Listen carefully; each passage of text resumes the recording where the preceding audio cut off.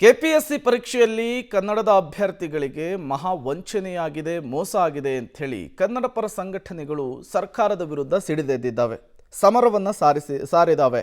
ಆ ಸಮರ ಮತ್ತೆ ಮುಂದುವರೆದಿದೆ. ಕಳೆದ ವಾರವಷ್ಟೇ ರಕ್ತ ಚಳವಳಿ ಕೆಪಿಎಸ್ಸಿಗೆ ಮುತ್ತಿಗೆ ಹಾಕಿ ಪ್ರೊಟೆಸ್ಟ್ ಅನ್ನು ಮಾಡಿದ್ರು ಕರವೇ ಕಾರ್ಯಕರ್ತರು. ಇದೀಗ ನಾರಾಯಣಗೌಡ ನೇತೃತ್ವದಲ್ಲಿ ಫ್ರೀಡಂ ಪಾರ್ಕ್ನಲ್ಲಿ ಅಹೋರಾತ್ರಿ ಧರಣಿ ಆರಂಭವಾಗಿದೆ. 2 ಬಾರಿ ಸಿಎಂ ಭೇಟಿ ಬಳಿಕವೂ ಕೂಡ ಸಮಸ್ಯೆಯ ಬಗ್ಗೆ ಸರ್ಕಾರ, ಕೆಪಿಎಸ್ಸಿ ಆಡಳಿತ ಮಂಡಳಿ ಯಾವುದೇ ನಿರ್ಧಾರಕ್ಕೆ ಬಾರದ ಹಿನ್ನೆಲೆಯಲ್ಲಿ ಧರಣಿಯನ್ನು ಆರಂಭಿಸಿದ್ದಾರಂತೆ.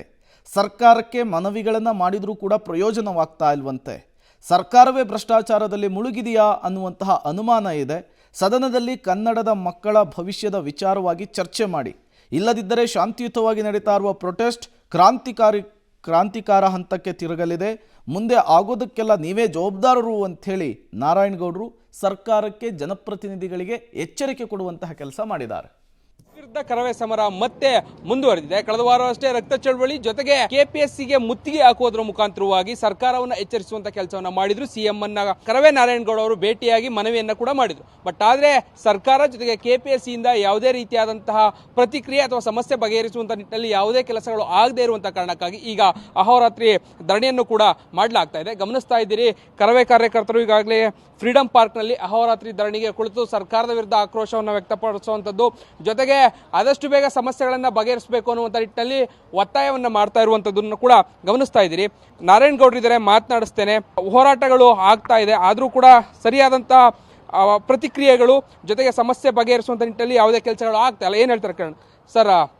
ರಕ್ತ ಚಳುವಳಿ ಆಯಿತು, ಮುತ್ತಿಗೆ ಹಾಕುವಂಥ ಕೆಲಸ ಆಯಿತು, ಸಿಎಂ ಅನ್ನ ಭೇಟಿ ಮಾಡಿದಂತಹ ಕೆಲಸಗಳು ಆಯಿತು, ಸಮಸ್ಯೆ ಮಾತ್ರ ಹಾಗೇ ಇದೆ. ವಿದ್ಯಾರ್ಥಿಗಳ ಭವಿಷ್ಯ ಅತಂತ್ರವಾಗ್ತಾನೆ ಇದೆ. ಯಾಕೆ ಹೀಗೆ, ಏನಾಗ್ತಾ ಇದೆ?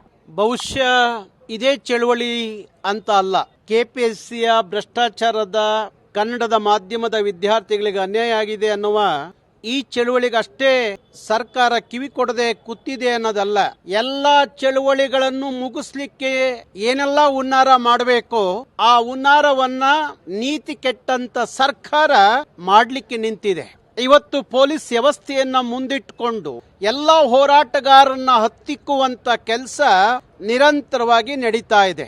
ಡಿಸೆಂಬರ್ 27 ನಾಮಫಲಕ ಕನ್ನಡದಲ್ಲಿ ಇರಬೇಕು ಅನ್ನೋ ಹೋರಾಟದಲ್ಲೂ ಸಹ ಅವತ್ತು ಹೋರಾಟಗಾರನ ಹತ್ತಿಕ್ಲಿಕ್ಕೋಸ್ಕರ 16 ದಿವಸ ನನ್ನ ಜೈಲಲ್ಲಿ ಇಟ್ರು, 16 ಕೇಸ್ ಹಾಕಿರು. ಆದರೆ ಒಬ್ಬ ರಾಜಕಾರಣಿ ಸಾಯ್ತಾನೆ, ಆ ರಾಜಕಾರಣ ಸಾಯುತ್ತೆ, ಆದ್ರೆ ಹೋರಾಟಗಾರ ಯಾವತ್ತೂ ಸಾಯಲ್ಲ, ಹೋರಾಟ ಯಾವತ್ತೂ ಸಾಯಲ್ಲ.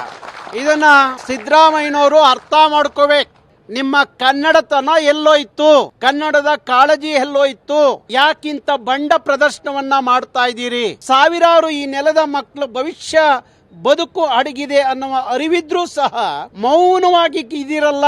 ಯಾಕೆ ಮಾತಾಡ್ತಾ ಇಲ್ಲ? ಯಾಕೆ? ಕೆಪಿಎಸ್ಸಿಯ ಕೊಳಕು ಮನಸ್ಸು, ಕೆಪಿಎಸ್ಸಿಯ ಕೊಳಕು ಕೈಯೊಳಗೆ ನೀವು ಏನಾದ್ರೂ ಅಂಟಿಸ್ಕೊಂಡಿದ್ದೀರಾ ಅನ್ನುವ ಅಪನಂಬಿಕೆ ನಮ್ಮನ್ನು ಕಾಡ್ತಾ ಇದೆ. ಕೆಪಿಎಸ್ಸಿಯ ಭ್ರಷ್ಟಾಚಾರದಲ್ಲಿ ನಿಮ್ಮ ಸರ್ಕಾರದ ಪಾಲೇನಾದ್ರೂ ಇದೆಯಾ ಅನ್ನುವ ಅಪನಂಬಿಕೆ ನಮ್ಮನ್ನು ಕಾಡ್ತಾ ಇದೆ. ಅದಿಲ್ಲ ಅನ್ನೋದಾದ್ರೆ, ಅದರಿಂದ ನಮಗೂ ಅದಕ್ಕೂ ಸಂಬಂಧ ಇಲ್ಲ ಅನ್ನೋದಾದ್ರೆ, ಕೆಪಿಎಸ್ಸಿ ಬಗ್ಗೆ ಏನು ತಾವು ಕ್ರಮ ತಗೋಬೇಕಾಗಿತ್ತು. ಯಾವ ಕನ್ನಡದ ಮಾಧ್ಯಮದ ಈ ಮಕ್ಕಳಿಗೆ ಏನು ಅನ್ಯಾಯ ಆಗಿದೆ ಅದನ್ನ ಸರಿಪಡಿಸುವಂತ ಕೆಲಸ ನಿಮ್ಮ ಸರ್ಕಾರದಿಂದ ನಿಮ್ಮ ಕರ್ತವ್ಯ.